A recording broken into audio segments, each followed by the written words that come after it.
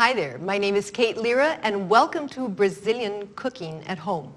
Traditional Brazilian cooking is patently simple. You either fry it or you boil it. And it has a wide variety of ingredients that can be used. On this program, we're going to be using only ingredients that you can find near you.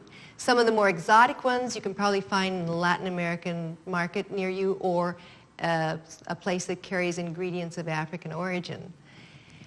Brazil is a place of wide and diversified culture. You had three groups that mainly contributed to this. You have the Portuguese who came over with their sausages and their sweets. They did go wild when they got here and saw all these fruits to make all their marmalades. The Africans who came with their black beans, their love of greens like collard greens or kale, fish, seafood dishes with coconut milk, and palm oil. And the Indians that were native here were using manioc. Manioc is traditionally from northeast of Brazil. The only other place that you could find it in the Americas would be like in Central America. It is a very simple vegetable, but it can be used for so many different things. It can just turn into any number of ingredients, and you'll find them here on our menu today. And speaking of our menu, let's take a look and see what we've got on it. Caipirinha, feijoada, couve mineira, caldinho de feijão, aipim frito, farofa, churrasco, molho à campanha, bobó de camarão, muqueca, brigadeiro, creme de papaya, pé de moleque. Now, if these names sound sort of strange, let's take a look and see how you make them. You'll recognize the ingredients right away.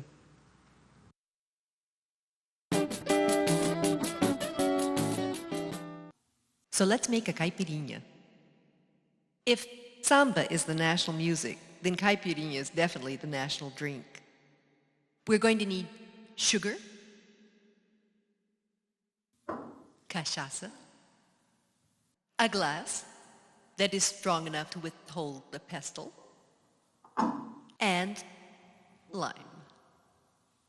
So we're going to take the lime and cut it into 8 pieces.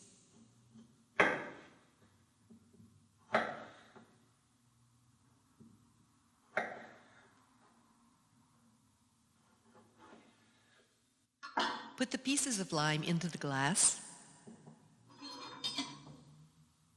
Take 2 spoons of sugar. If that is the amount that you actually want, if you want it sweeter, and we're going to mull the fruit. You just want to press it strongly enough to crush the lime without liberating too many of the oils in the skin. This is the magic part. This is where the magic takes place, where you do this. Now, you're going to add about 2 ounces or a shot of cachaça, crushed ice,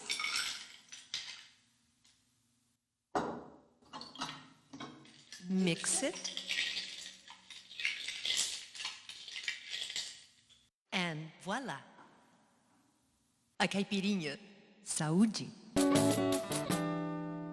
Marcelo is going to do a caipirinha of maracujá.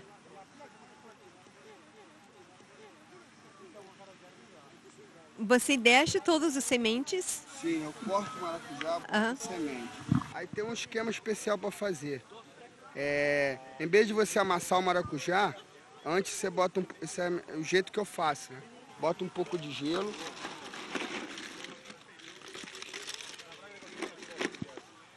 Aí eu bato antes de botar o álcool. Dou uma batida, só uma batidinha só. Dá uma batidinha. Não pode bater muito para não ficar amargo por causa do caroço. Aí bota a cachaça. Conta até 8, 10, dependendo da pessoa. Tem gente que fala bem forte, tem gente que fala fraquinha, dependendo do gosto da pessoa. Aí bota o açúcar, se a pessoa pedir açúcar ou adoçante. Aí bota 1,5 colherzinha. Bom, é o normal, o básico. E aí bate. Depois que bate, Bate mais ou menos 15 a 20 segundos para ficar bem concentrado, para sentir bem o gosto do álcool. Aí fica pronto. Parece até uma espuma. Aí bota o canudo e tá pronto para servir.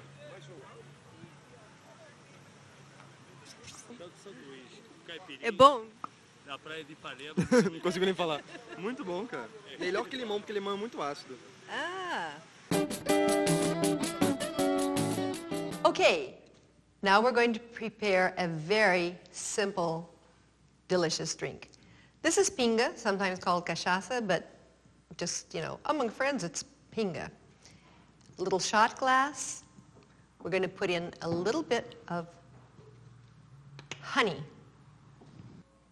About what is that, a tablespoon? A teaspoon? 2 teaspoons? Okay. And we're going to add pinga. Complete with pinga. Now, when you do this, you'll see that the honey just sort of sits in the bottom. And actually, we want it to be mixed up. I'm going to use, I don't have a whisk, so I'm going to use a fork to beat this. Stir it up in there. So there, saúde, as they say in Brazil, health.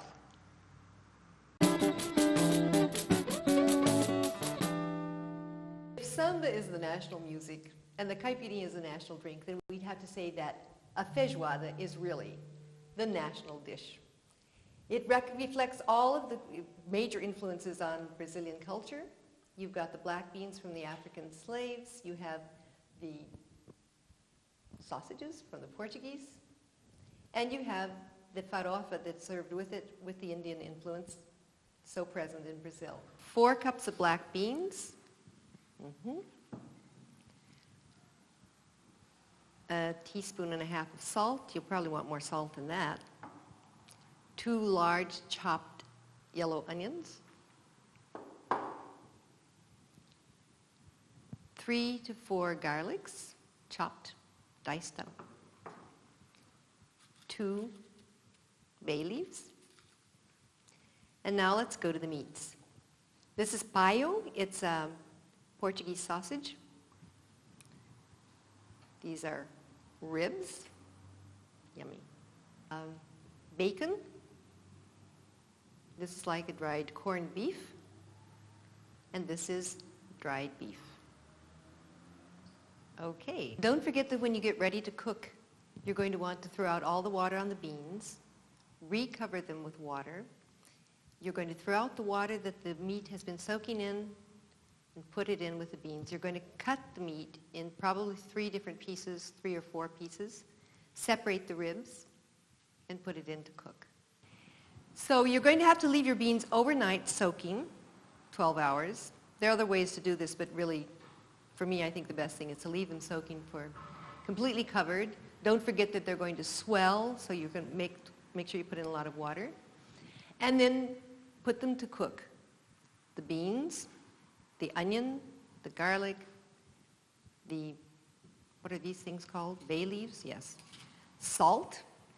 And at the end, you'll probably want to check the salt again, because since a lot of the meats are salty, you want to make sure that you don't have too much salt in there. The meats also will have to be soaked overnight. Not the sausages, but the salty meats. You're going to want to soak this in water overnight, change the water once or twice, and the same with the dried beef, okay? So the following day, when your beans have all swelled up, we're going to cover them with water, put them to cook. I like to cook them. You can do them in a pressure cooker, which actually became very popular around the end of World War II when the fuel was rationed. But I like a long, slow cooking beans on the stove. You'll put them to cook, you'll put the meat in together, right? Some people are concerned about getting the meat out as it cooks and whatever, but I don't really think you have to worry about it. Just leave it all there, cooking, simmering happily on the stove and stirring occasionally. delicious aroma. Okay, we've almost got a feijoada. Now the big secret about feijoada is, there's so many big secrets, but anyway, one of them is the way you serve it. And what we're going to do is we're going to take all of the meats out, serve them separately, the beans, and it will be served with, well, let's take a look and see what it'll be served with. So here we have it, serving our feijoada of all times. The meats usually put on a platter separately, separating each of the meats in a pile because some people like sausage, other people don't. They can choose. So let's see here.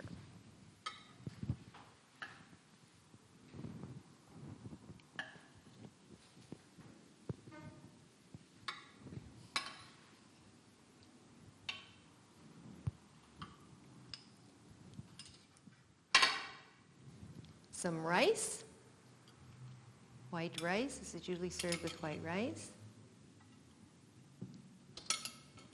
The beans are served apart.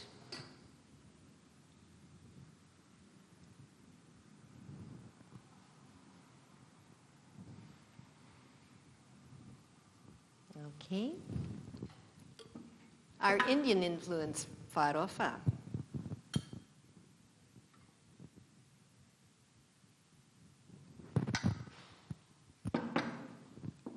And our couve mineira.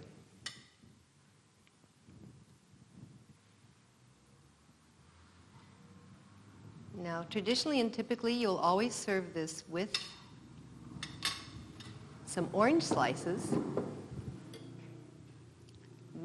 beautifully colored. They're supposed to help digestion.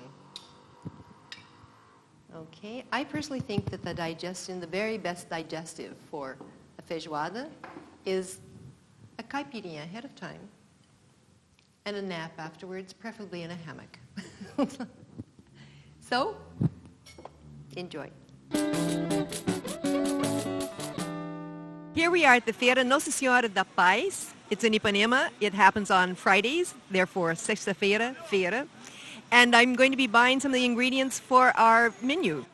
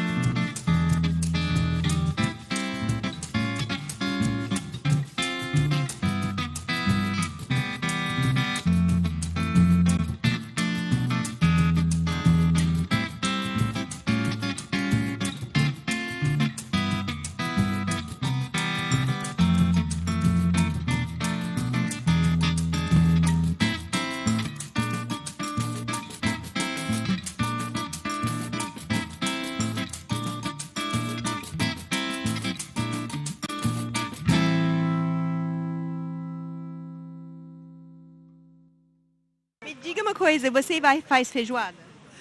Faço. O que você gosta de... O que não pode faltar na tua feijoada? Ah, minha filha, lombo, carne seca e que mais? Deixa eu ver. Pé de porco. Pé de porco. Rabinho de porco. Rabinho de porco. Tudo isso faz parte do show. Faz parte do show. Prazer te ver.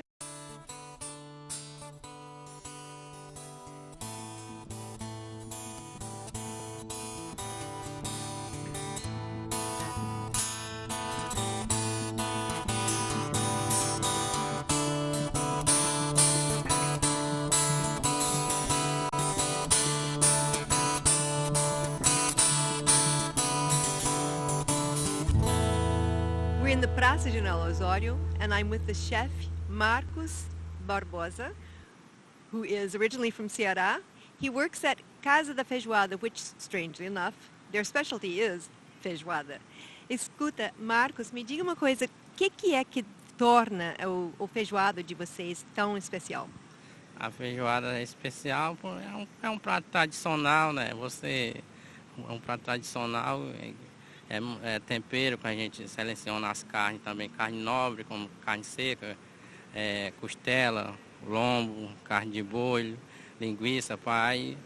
É um prato tradicional e é um que é gostoso e sempre o pessoal gosta, tanto o brasileiro como os estrangeiros, sempre gostam da feijoada. Você deixa de molho antes? Deixa de molho durante 12 horas, em 3 horas você troca a água das carnes. Eu tô indo almoçar, depois eu passo por aqui. Fervendo 3 vezes para tirar o excesso de sal. E depois é que vem o feijão. Você seleciona as carnes. Cozido, você corta ela bem cortadinha. Aí o cliente vai e pede as carnes que ele preferir. E é servido com couve?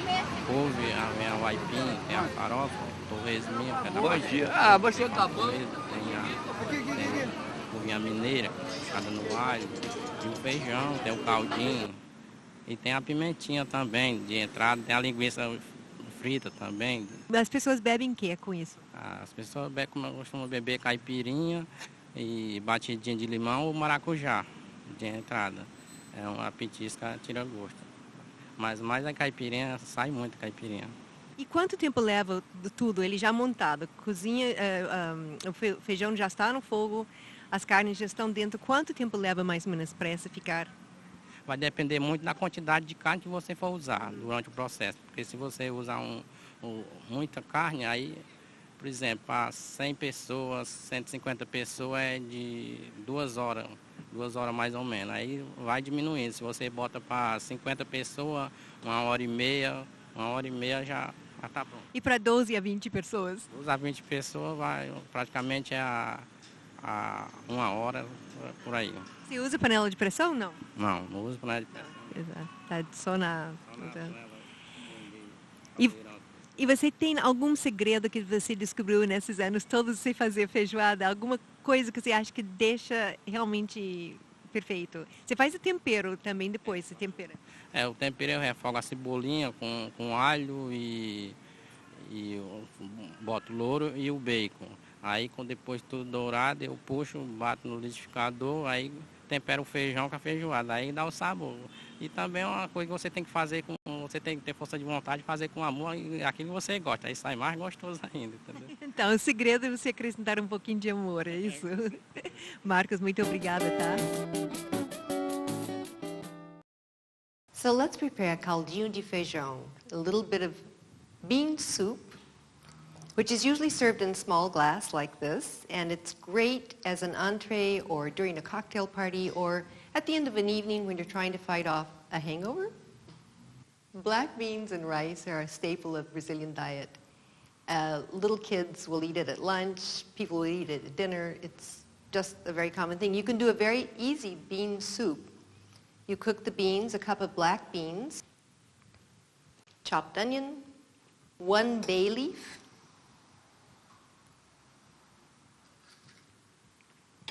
some salt.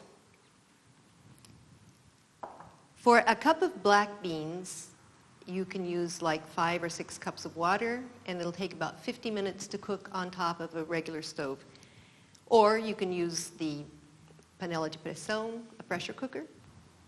So you can either do a very simple bean soup to start off to do your caldo de feijão, or I'm going to use the bean liquor that was left over from our feijoada. So, we're going to let this frying pan heat up a little bit. Put in some oil.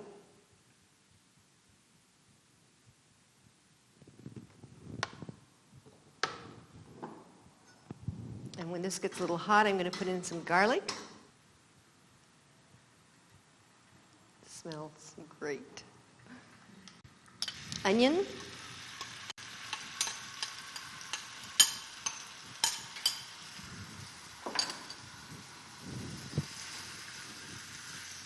And we're going to stir this on the stove until it gets a little bit transparent.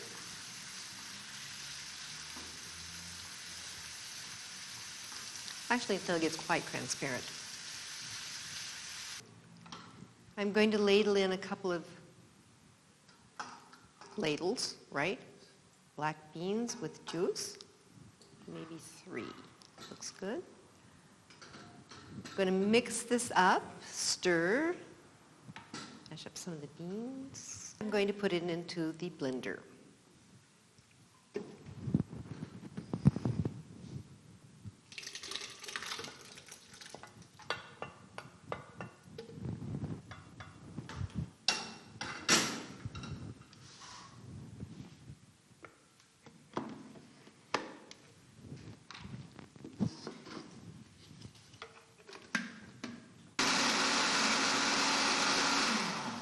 Okay, there we go.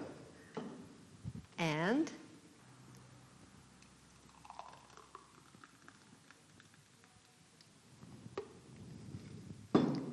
now we're going to garnish this with a little bit of chopped. Okay.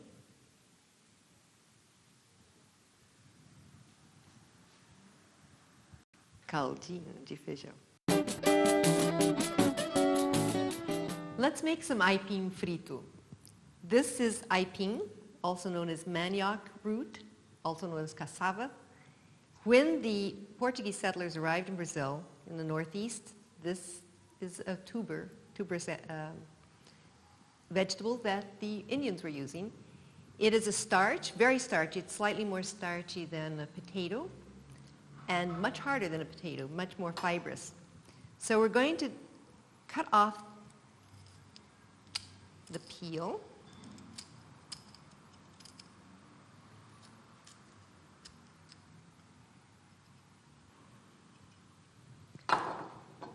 So it is a starchy vegetable, but much harder than potato, much more fibrous. So before we're going to be able to fry it, we're going to have to cut it into pieces. Okay. And we're going to put it into boiling water. Make sure that the water is already boiling before you actually put it in.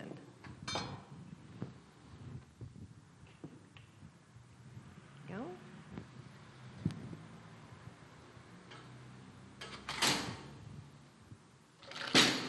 Whoops. Don't want to miss any of this. I'm going to take a piece out here now. Aha.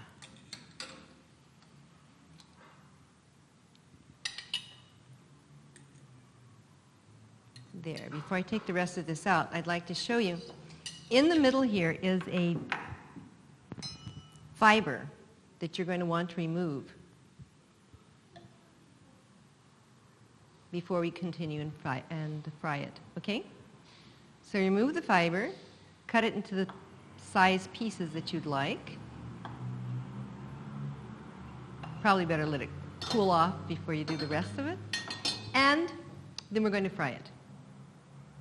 We're going to take our drained manioc and aipim. We're going to put oil in a frying pan. You want to let the oil get really hot before you throw this in. Really hot. Okay. And we're going to fry it until it gets golden brown.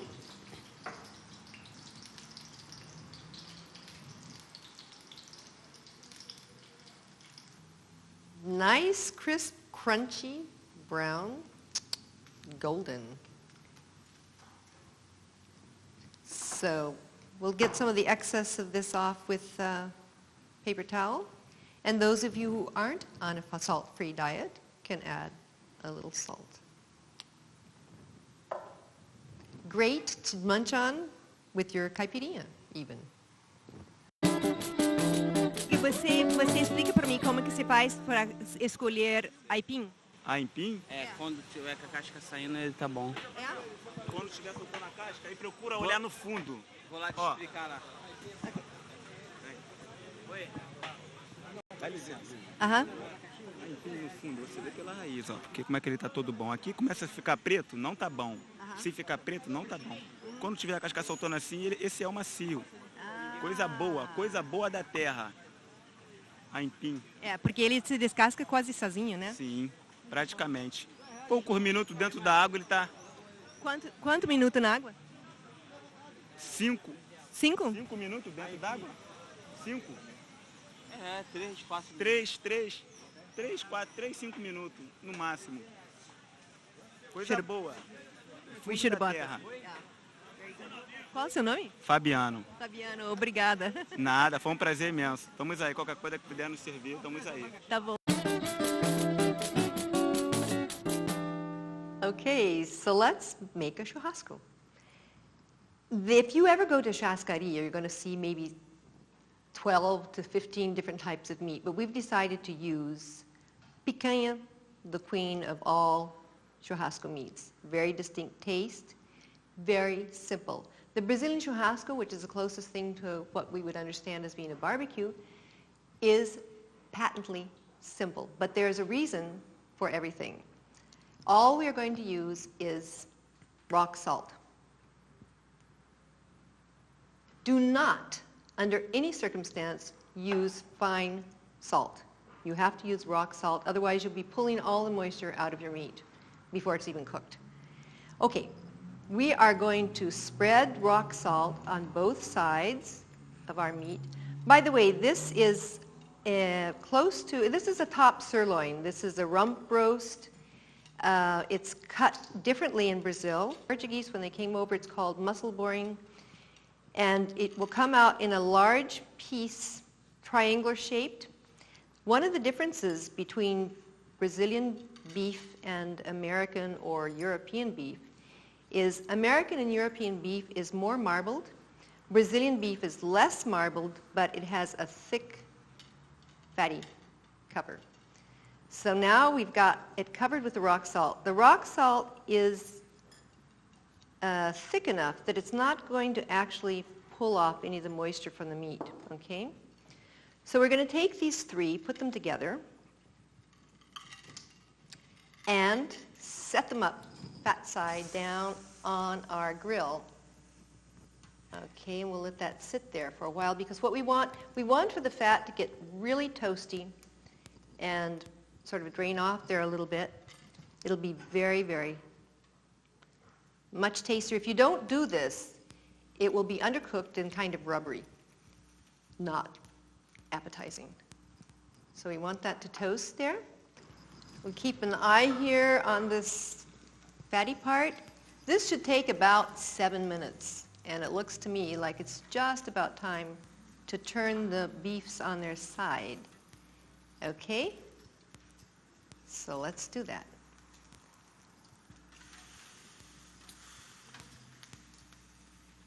Now you're going to want to keep an eye on these. You probably know what your guests like as far as their meat is concerned. They want it more raw. They want it well done. Okay, rare. You can take this salt off of here now. You can just beat it off with a fork.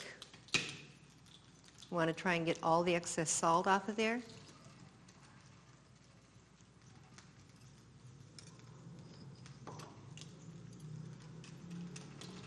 Shake it off. Okay. There, we've got the excess salt up there. And see how we're doing. Smells delicious. Let's turn this over and see what's happening here on the other side. No, I think we want it a little bit more cooked. Every time you pierce the meat, you're losing a little bit more moisture. Okay. You want to cut the meat against the grain. Ah. Can you see that? That's rare. Nice. This fat is what's going to actually give the meat its real flavor. A lot of people prefer filet mignon.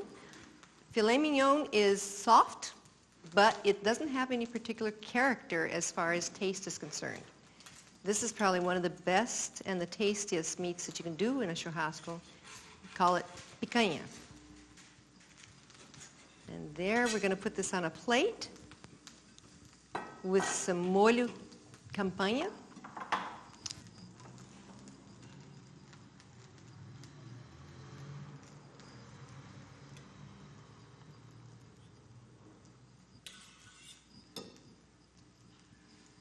There we've got rare picanha that looks delicious. Just the right amount of salt. You can see that it's still very moist. The meat's very moist.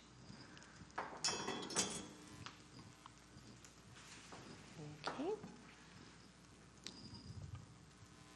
Perfect. Well, some people ignore the fat on their meat. Other people like the way it tastes.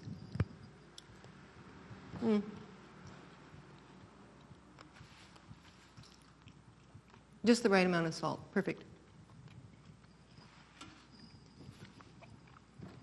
Stop drooling. The cameramen are drooling.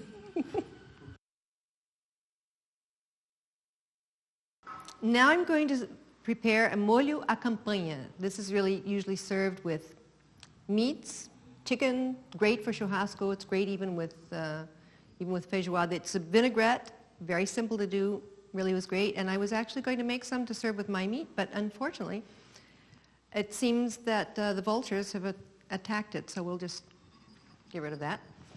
Clean up a little bit of this salt here and on with the rest of the story. Okay, you're going to have about 1 medium-sized tomato, chopped. Okay, that's about, looks like about 1 medium-sized tomato to me. A medium-sized onion.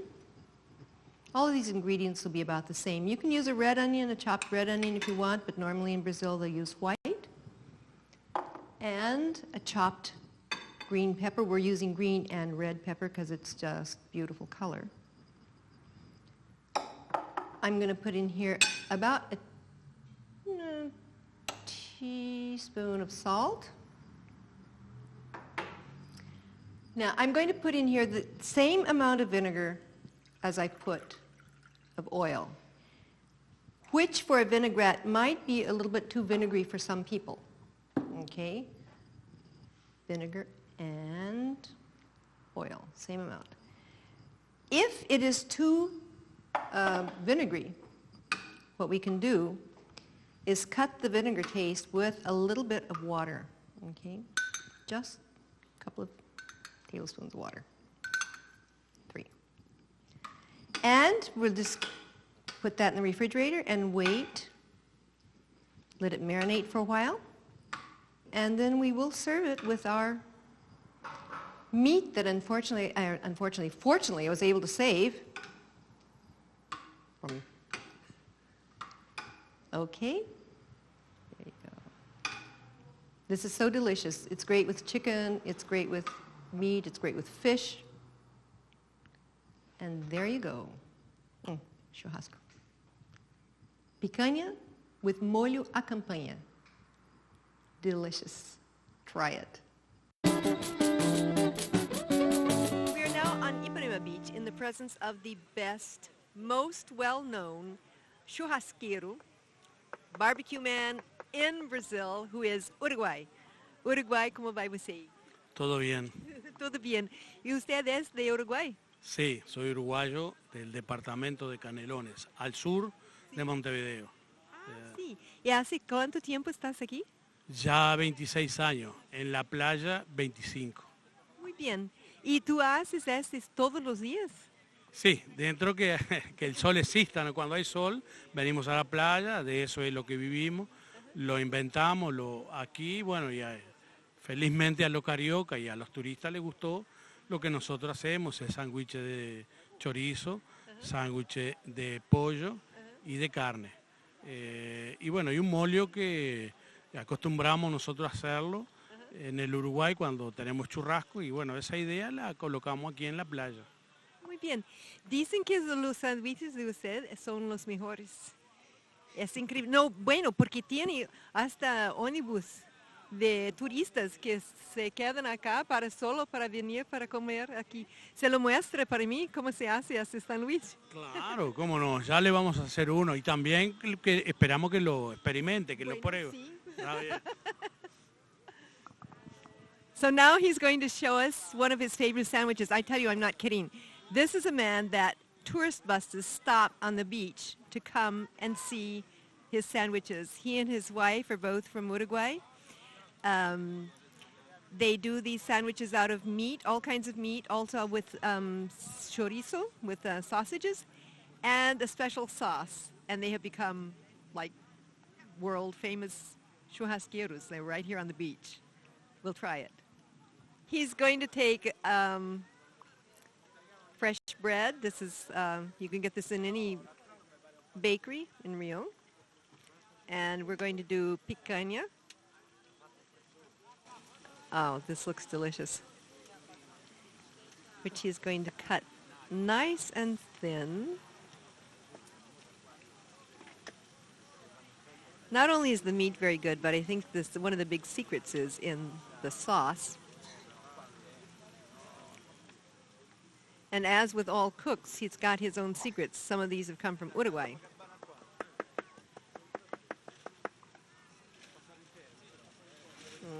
Aha. So he beats this against the grain. It must be easy to eat, to bite into.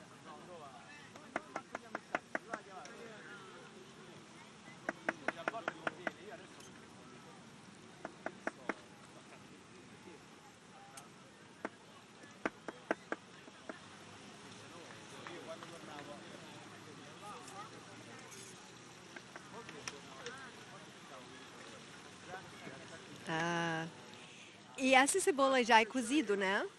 Porque ahora no nos está permitiendo más el alcalde de la ciudad Ajá, asar. Antiguamente asábamos aquí en la playa ajá, y ahora no nos está permitiendo más. ajá. Entonces, este es el mole uruguayo. Tenemos que traerlo hecho de casa. Sim. O que tem nessa molho? Ou que você pode revelar? Claro. Alio, salsa brasilera y tiene condimento uruguayo que cuando vienen los uruguayos siempre nos traen, que es adobo. Es un adobo que se hace en el Uruguay también con tipo salsa y esas cosas, solo que se deja secar y después nosotros lo misturamos aquí. ¿Y es solo con aceite o tiene también vinagre? Tiene un poquito de vinagre y tiene un poquito de aceite. Hay gente que le pone limón. Nosotros preferimos el vinagre. Muchas gracias. Y vamos ahora para la prueba. Ok, Felipe. Felipe.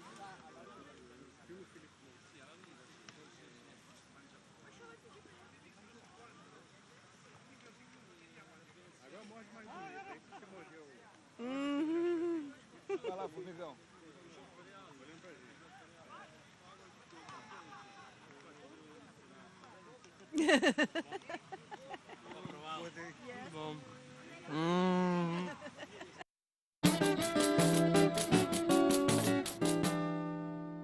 Let's prepare bobó de camarão. This is a dish from Bahia. It has, actually I call this a fusion dish because it's basically a African-influenced meal, seafood and dende oil, coconut, but it's also got aipim. We're going to need cilantro.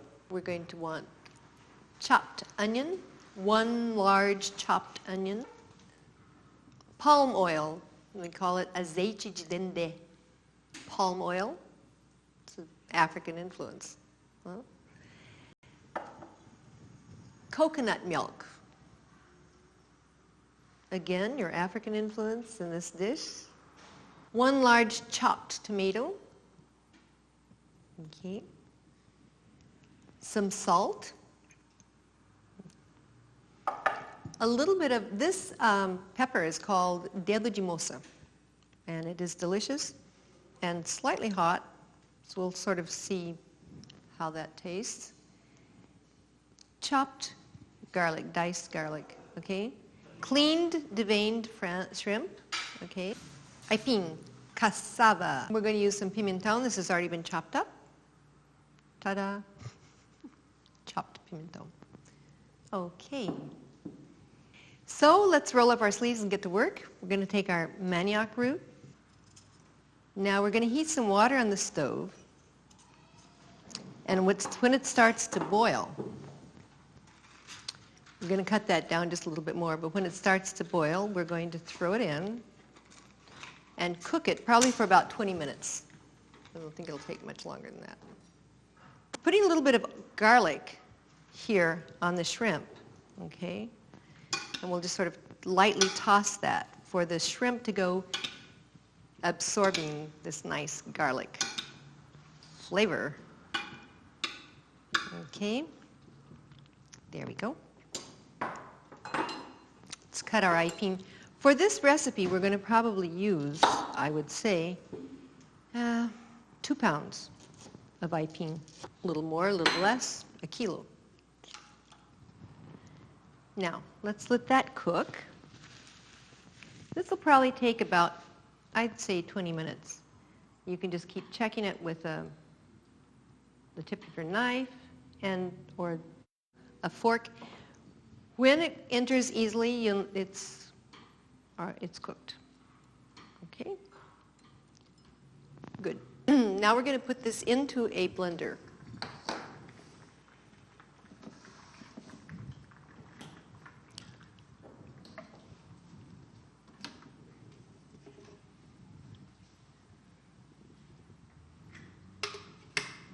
And the aipim goes into a blender.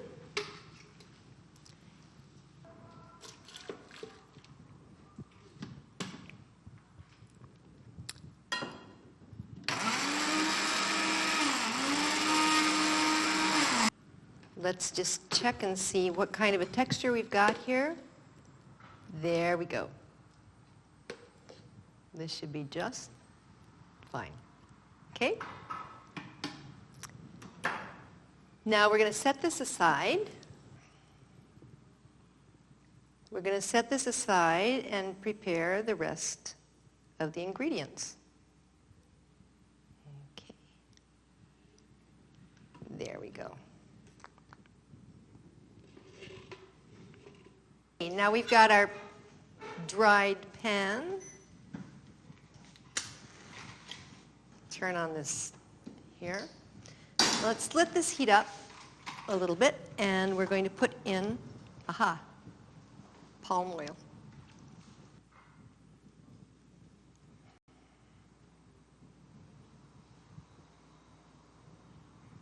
Look at that nice color.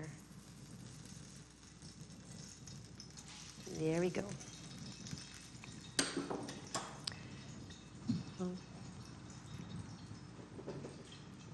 We're going to put in our chopped onion. And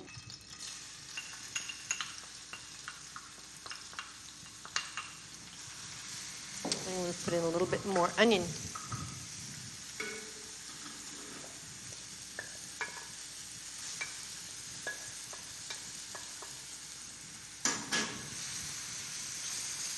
Even if you only want to use just a little bit of palm oil, it just makes all the difference in the flavor. So let's let that onion cook a little bit, and we'll put in our chopped peppers and tomato.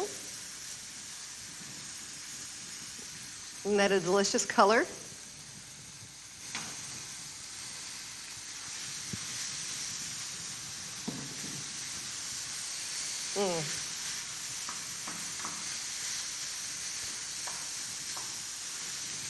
Now, while that's cooking there, I'm going to take one of these peppers, and we're going to cut it very, very, very tiny, very, very thin. This is called dedo de moça, a young girl's finger, which sort of looks like a young girl's finger.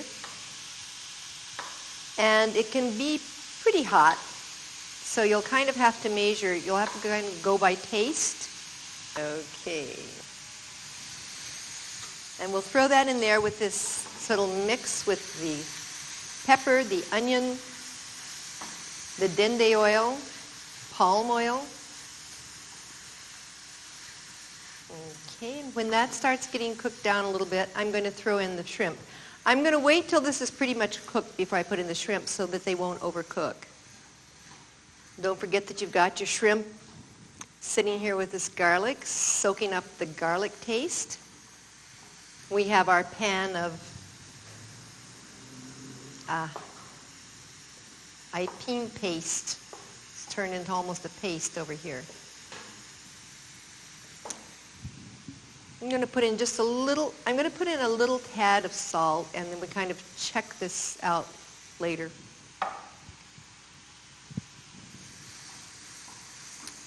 Correct the taste seasoning afterwards. Okay.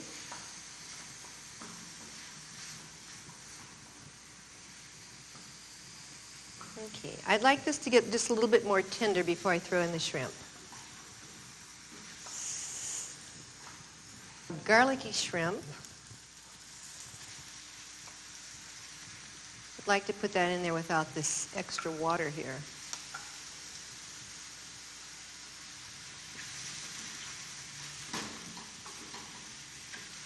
The shrimp cooks really quickly, so we're going to want this to be, keep an eye on it. Flesh of the shrimp is going to turn a little whiter. It's not going to be so transparent. We've already got it chopped up here. I'd say about 2 tablespoons. A little more cilantro. Cilantro. Coriander, but not coriander seed. We want the real leaves. Fresh.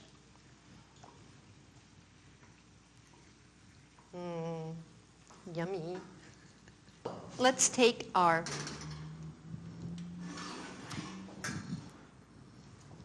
paste that we saved over here, our cassava, our manioc root paste, and let's let that heat up. We're going to put in, I guess this is it, put in the shrimp,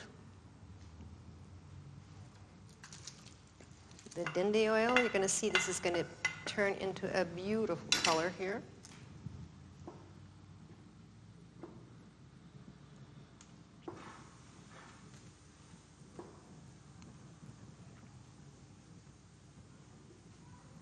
Let's let this heat up, and let's get ready to serve it. And we're going to put in about half of this bottle of coconut milk. A little bit more. This is sort of like, you'll have to taste it and see. So let's prepare our plate. We're going to have white rice. This is usually served with white rice. Yummy, yummy, delicious. Oh, hot. Okay.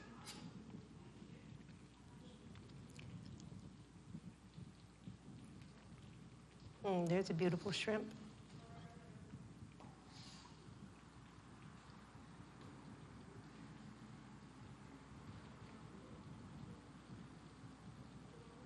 Oh, enjoy. Smells so delicious.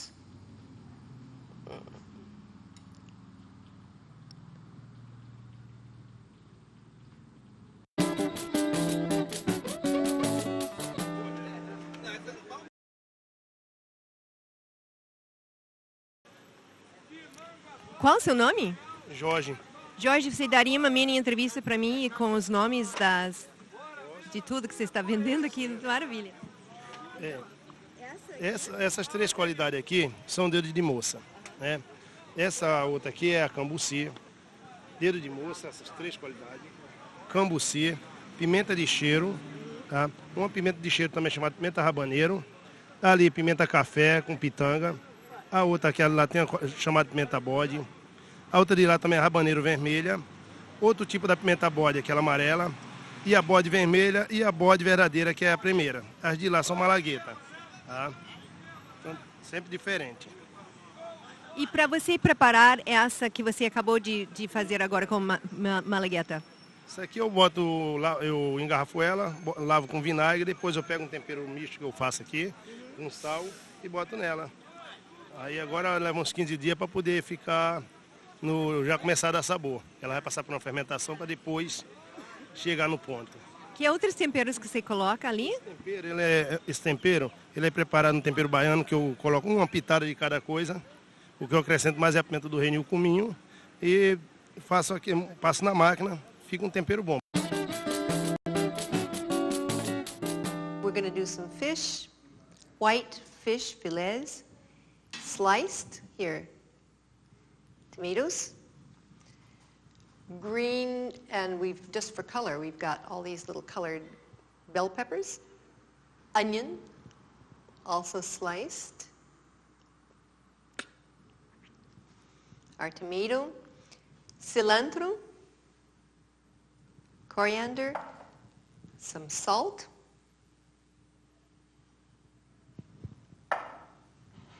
olive oil,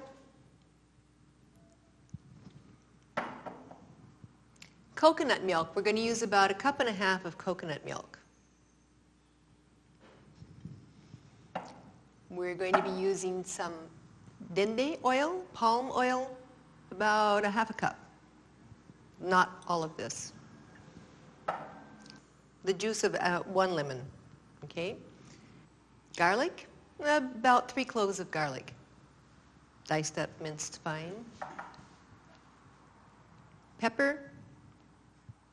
This is our ladyfinger pepper, okay? So, you can use any kind of a white fish. These are in fillets, and I've got them with a little bit of garlic. Let's just cut up a little bit more tomato here. This knife's good. Be careful with this knife. I think we're ready to set this. This is just patently easy. I mean, figure out the ingredients and get them in the... This is going to be about 3 tablespoons. Okay. And, let's see.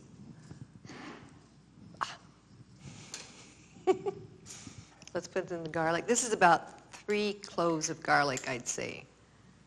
Just sort of mix this around in here.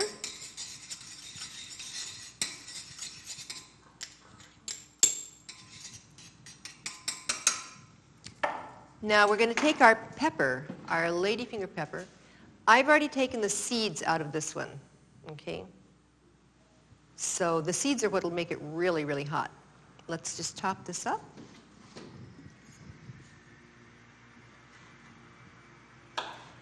Very fine.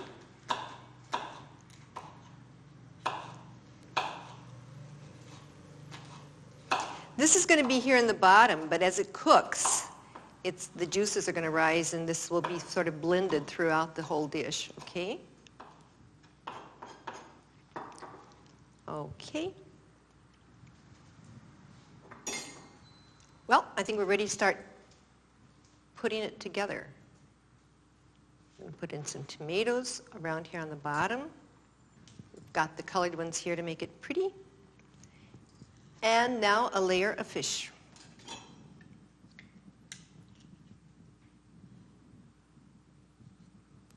Okay. Usually they calculate 1 or 2 slices of fish or 2 fillets per person. Let's just repeat this with our vegetables. Let's put in a little bit of salt. Okay, tad more. Salt is sort of a personal thing, however much you think you need or want. Cilantro.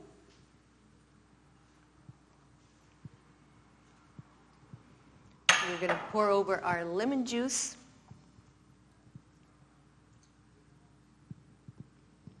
We're going to add 1 more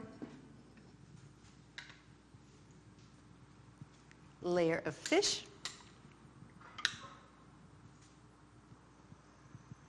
Okay. And top this off with anything we've got left over here. As it cooks, it'll settle down into the pan. We're going to put in 1.5 cups of, oh, it looks delicious, coconut milk.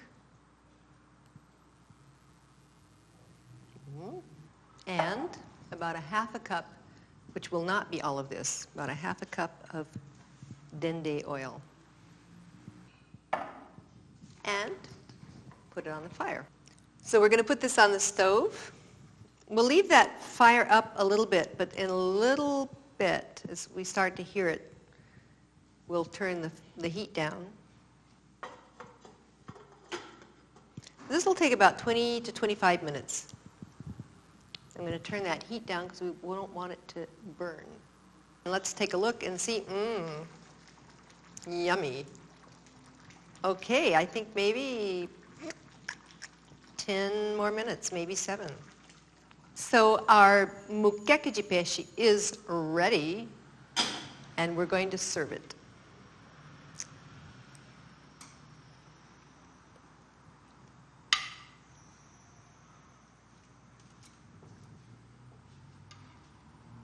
Sauce on the top. Maybe you want just a little bit of onion. Oh, it's so delicious. Smells so good. And there we go. Muqueca de peixe. Here we are, our muqueca de peixe, and you usually serve it with white rice and something we just have to have, pirão. Pirão is very, very easy to make. Pirão. You need manioc flour, or manioc meal, if we want to call it that. And we're going to heat up our frying pan. We're going to ladle in some of the sauce from our fish, where all of these flavors are blended, garlic and cilantro, dende oil, oh, yummy, coconut milk. Okay, I'm going to let this heat up a little bit. And this is just like making cream of wheat. Let this heat. You can see that it's just starting to boil, just barely starting to boil. It's just like making white sauce or something where you want to preferably not make it lumpy. A little bit and stir.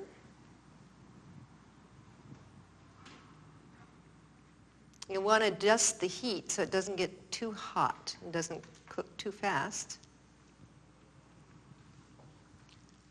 So it's not lumpy. If it does get lumpy, you just put it in the blender. Okay, stirring constantly, constantly, constantly. And you'll see in a little bit this will start to get a little bit thick. Boiling, you can see it's already getting thick.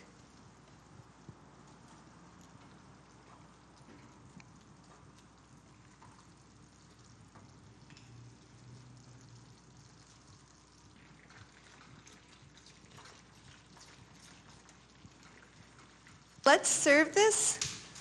We'll put some rice, some white rice. This is a beautiful plate. There we go. And our freshly made pirão.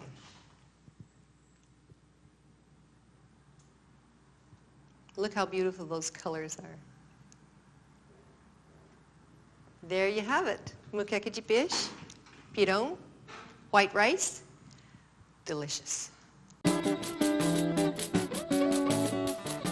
Hi, I'm here on Apoador Beach, and I'm with Barbosa, who is the chef at Azul Marinho. And he can tell us, he's originally from Bahia, so he can tell us anything we need to know about any sort of Bahian cooking, or any other kind of cooking for that matter. Barbosa, quando você faz peixe, quando você faz muqueca de peixe, que tipo de peixe que você gosta de usar? A gente usa o filé de badejo, que é o mais prático, é mais simples, e também é de fácil, todo mundo encontra, de fácil acesso, todo mundo encontra fácil. E qual seria a tua receita? A melhor receita é a baiana. Ah, mas você é do Bahia. É claro, mas todas as receitas são boas, são fáceis de fazer, mas essa baiana é a que é mais pedida aqui. Né? Atualmente eles pedem mais essa, porque é mais fácil, porque leva azeite de dendê, leite de coco, e fica muito boa. Você bota pimentão? Nessa não, a gente põe tomate, cebola, isso aí. E uns segredinhos que a gente tem, que é um tempero caseiro. Ah, o segredo que é um tempero caseiro. Esse tempero caseiro, que é um tempero mineiro. Aí nesse tempero leva outras, se quiser, pode acrescentar pimentões também, mas a gente não põe não, porque é uma receita nossa, daqui. Muito bom. E você faz bobó de camarão? Sim, fazemos mesmo tanto que sai a moqueca, mesmo quantia, sai o bobó também, sai muito também. Tá, e como que você faz teu bobó? Bobó é com aipim, leite de coco, dendê, esse tempero que eu te falei que é um grande segredo. Não é segredo de estado não, é segredo, mas sai, fica bom, muito bom. Gente, eu quero comer isso. Vai ter hoje aí, você vai gostar. Então vamos ver. Falou, estamos aí. Obrigada. Obrigado a vocês.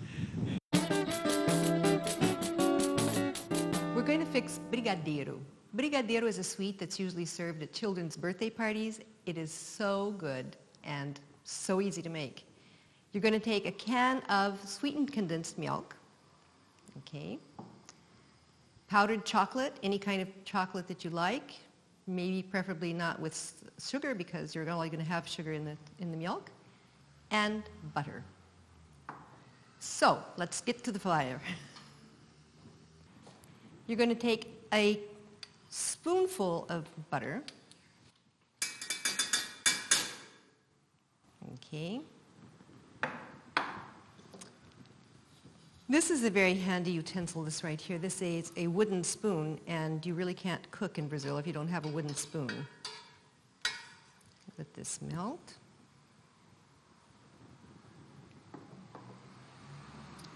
Now we're going to pour in the condensed milk.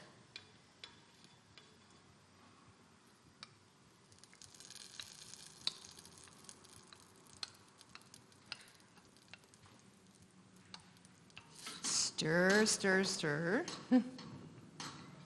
4 heaping spoons of chocolate, powdered chocolate, and stir. You're going to want to keep this on a medium heat and stir constantly.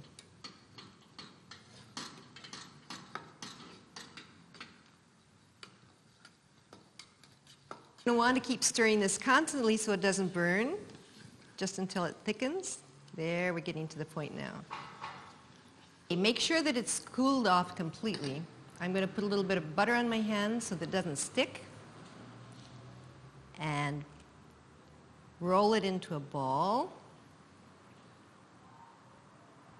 And roll it in granulated chocolate.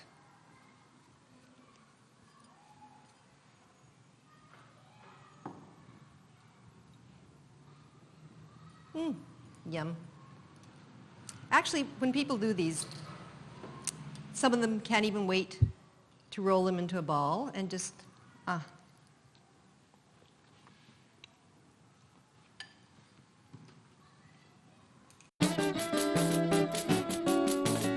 Let's make a creme de papaya. This is a very easy to make dessert, delicious and very refreshing in summer. We're going to start with the papaya. We have vanilla ice cream and creme de cassis liquid.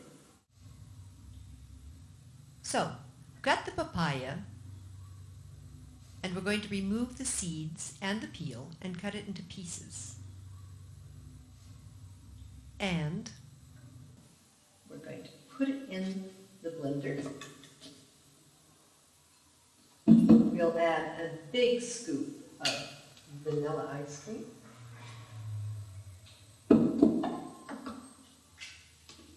And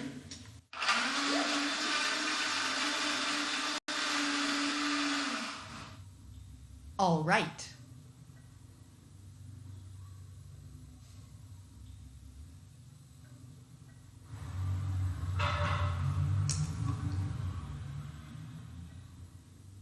Now, for a touch of special sophistication,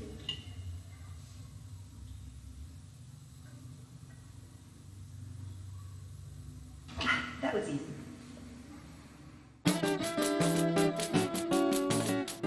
We're going to take rapadura. If you can't find it in the States, you can use brown sugar. Shelled peanuts. And a half a can of condensed milk with sugar. So let's light up the stove.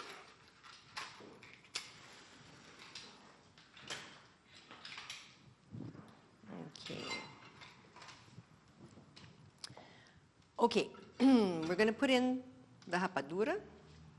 If you're just making this with, we're going to let this sort of melt down a little bit. Keep checking the heat because you don't want it to burn. You just want it to melt. Right about now I'm going to start throwing in the peanuts so they can toast a little.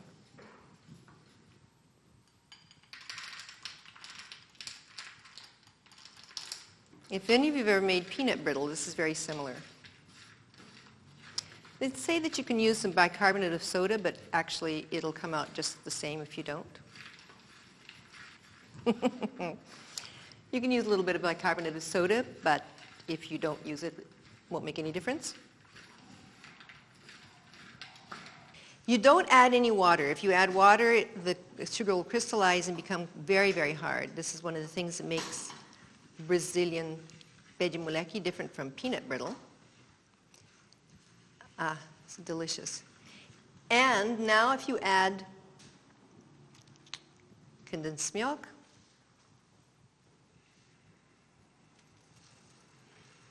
this is optional. You don't have to add the condensed milk if you don't have it in the house. Okay. Now what we want to do is let it cool slightly. Okay, we're ready to get this off of here. I've just put some butter, light coating of butter here on this. And we're going to turn this out on this plate. This is really delicious. Spread it around. Since we don't have a slab of marble, we'll just use this. Now, we're going to let it cool so we can cut it into pieces. Okay, you'll note, here it is, our finished product, pé de moleque, no? Like Brazilian peanut brittle.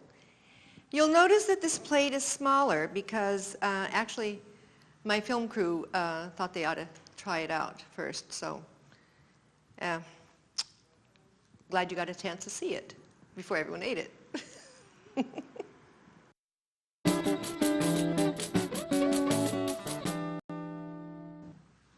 Okay, there you have it, Brazilian cooking at home, where we presented a menu of the most traditional dishes, the most popular dishes with the recipes. Check out the site, www.braziliancookingathome.com. You'll have links to other sites where you can find the ingredients that you need in an area near you. You'll have the recipes with all of the ingredients, and when the substitutions are necessary or available, they'll be indicated. Step by step, how to achieve a taste of Brazil that you can share with your friends over and over again, no matter what country you live in. So good cooking, and ciao.